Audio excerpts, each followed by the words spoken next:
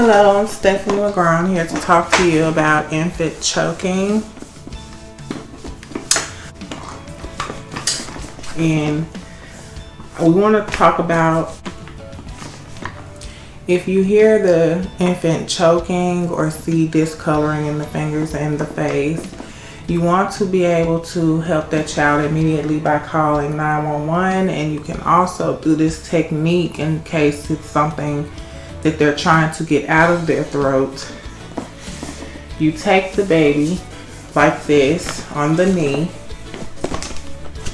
Always support the head on the knee.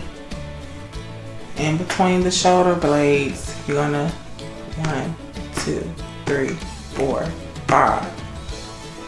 1, 2, 3, 4, 5. Hopefully the object will fall out of the mouth. But if not, you have to turn the baby back over on top of the knee, support the head. If you have to do the compressions in front, you know you only do 2 fingers between the chest area. 1, 2, 3, 4, 5. Pinch the nose, blow in the mouth. And you will repeat those 2 processes until you can either get the object out, or the breathing is stable, or the paramedics have arrived. You want to make sure you're able to get that object out of the baby's throat. This is a really good technique to use when trying to get something out of the baby's throat. You protect them by putting your hand under the chin, holding its shoulder, on the knee.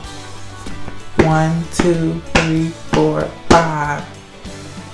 You thrust them in the back, not very hard, but you know, a decent amount of pressure to get the object up. Then you're gonna put them back over. 1, 2, 3, 4, 5.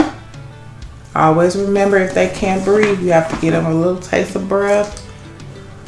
And do it again to get the object out. This is the position, more than likely, this is the position they will be in when the object falls out of the mouth. So pay attention to the breathing, the discoloring, and make sure that you're supporting the baby's head and neck while you're giving the care. And also remember to get permission from this child's caregiver for doing the care. Okay, the next thing I wanted to talk about involves adults. If an adult is choking, it's going to be difficult to teach this on a mannequin, but I'm going to try to put this into your best perspective so you can understand. If me and this person was standing up, you would have this person lean their upper body forward, and you will be behind them, and you will try to pat them in the back. 1, 2, 3, 4, 5. You will sit them back up.